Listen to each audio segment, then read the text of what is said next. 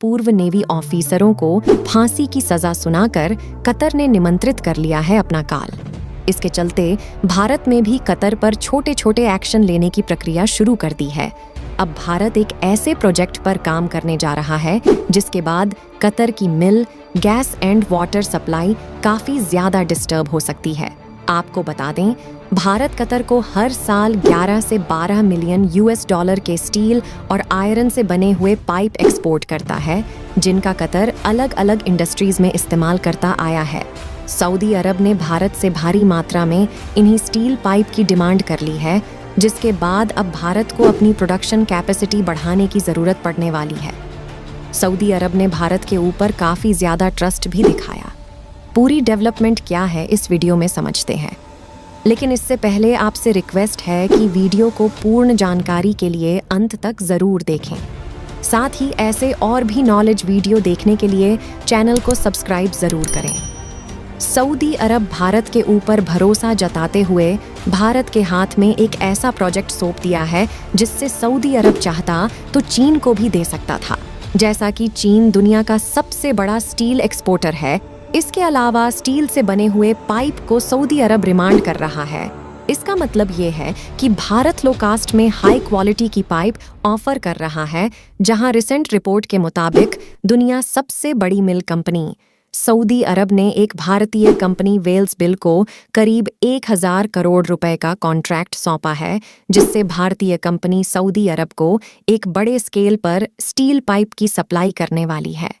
Interesting चीज़ ये है कि इन सभी स्टील पाइप की मैन्युफैक्चरिंग भारत के अंदर की जाएगी, जो कि भारत के लिए काफ़ी गर्व की बात है, क्योंकि इससे पहले सऊदी अरब भी स्टील पाइप का आयात चीन से करता था। लेकिन इस बार चीन को न देकर यह ऑफर भारत को दे दिया गया है। और यह सिर्फ एक प्रोजेक्ट नहीं है। आज से कुछ महीना पहले ही सऊदी की तरफ से होने वाले बेल को करीब 4000 करोड़ रुपए का कॉन्ट्रैक्ट सौंपा जा चुका है। भारत दुनिया भर में अपने स्टील पाइप की क्वालिटी के लिए जानी जाती है, जो आज करीब 50 से भी ज़्यादा देशों के अंदर अपने क्वालिटी पाइप सेल्स करती है, और इनमें शामिल United state, Canada, UK, Australia और अब सऊदी अरब भी शामिल हो रहा है। अगर हम भारत के सिर्फ देश को स्टील एक्सपोर्ट करता है, क्योंकि भारत दुनिया का दूसरा सबसे बड़ा स्टील प्रोड्यूसर कंट्री है, और साथ ही भारत दुनिया का तीसरा सबसे बड़ा stand steel pipe exporter country भी है। जहां पर कंपनी की कुछ एडवांस क्वालिटी के बारे में बात की जाए तो company did certified team, stainless steel pipe tube और इसी तरह की तमाम चीज़ मैन्युफैक्चर करके एक्सपोर्ट करने का काम करती है, जहां पर कंपनी की मैन्युफैक्चरिंग फैसिलिटीज़ गुजरात, मध्य प्रदेश, कर्नाटक और कई इंटरनेशनल स्टेट जैसे कि यूएस में भी है। और इससे पहले अगर साल 2023 की ही बात की जाए तो सिर्फ 1 से 1.5 साल के भीतर सऊदी अरब की तरफ से भारत को करीब 1 लाख करोड़ में प्रोजेक्ट सौंप दिया गया है।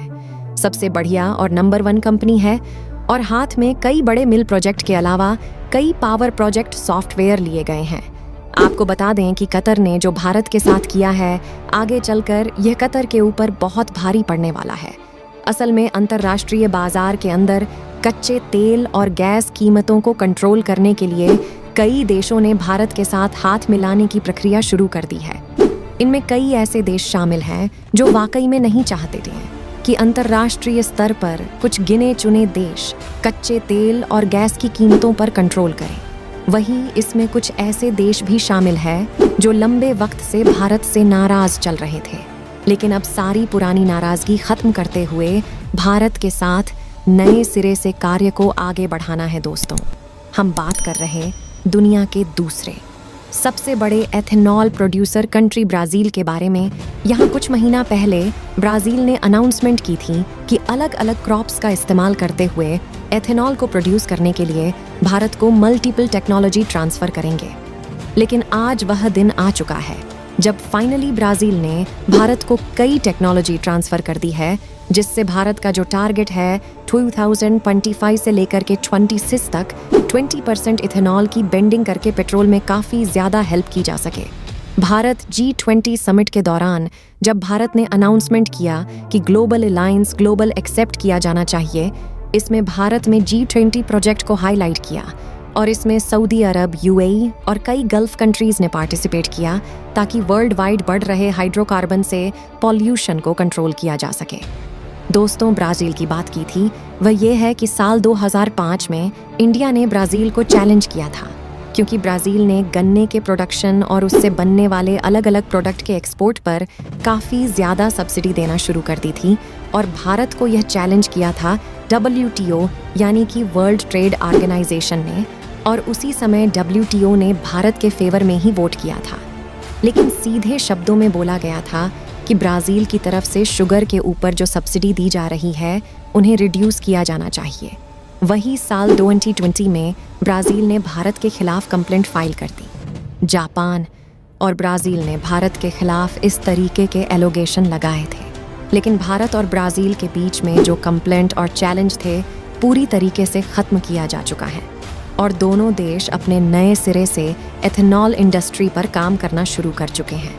रिसेंटली रिपोर्ट के मुताबिक ब्राज़ील भारत को सिंथेटिक केमिकल मेथड और फर्मेंटेशन में इस्तेमाल किए जाने वाले कई प्रकार की टेक्नोलॉजी भारत को ट्रांसफ़र कर रहा है। इससे हम आसानी से एथेनॉल का प्रोडक्शन भारत के अंदर शुरू कर सकते हैं। वही बात की जाए भारत के इंडस्ट्री के बारे में तो साल 2021 के डाटा के मुताबिक भारत के अंदर करीब 200 एथेनॉल प्लांट है, जिसमें छोटे बड़े सभी प्लांट शामिल हैं। और एनुअल कैपेसिटी की बात की जाए तो भारत साल 2021 तक करीब 684 करोड़ लीटर एथेनॉल प्रोड्यूस करता था, लेकिन करंट डाटा की बात करें यानी साल 2023 की करीब 1240 करोड़ लीटर एथेनॉल का प्रोडक्शन एक साल के अंदर कर रहा है और इसमें बड़ी बड़ी कंपनियां पार्टिसिपेट कर चुकी हैं। और पिछले 7 सालों का डाटा उठा करके देखा जाए तो हमने करीब 8 गुना ज़्यादा एथेनॉल का प्रोडक्शन शुरू कर दिया है। कतर इतने प्रोडक्शन के बारे में कभी सोच नहीं सकता, इसके बावजूद भी कतर 8 भारतीय ऑफिसरों को छोड़ने के लिए तैयार नहीं है। इस तरह से कतर और भारत के बीच विवाद बढ़ता जा रहा है और इस विवाद में भारत के 8 नेवी ऑफिसर को नुकसान तो होगा, लेकिन कतार को इसका खामियाजा भुगतना पड़ेगा, वह भी उसे स्तर पर भुगतना पड़ेगा। इसके बाद कतर की अर्थव्यवस्था डगमगा सकती है। दोस्तों, क्या भारत सरकार कतर में फंसे 8 नेवी के ऑफिसरों को बचा पाएगी या नहीं? अपनी राय कमेंट में ज़रूर बताएं। वीडियो को एक लाइक ज़रूर करें और अपने दोस्तों तक इस वीडियो को शेयर करें ताकि उन्हें भी जानकारी मिल सके। इसी तरह और भी नॉलेज वीडियो देखने के लिए अपने भरोसेमंद चैनल बिट्टू जीके को सब्सक्राइब करके बेल नोटिफिकेशन को जो पर ज़रूर रखें। वीडियो को अंत तक देखने के लिए धन्यवाद।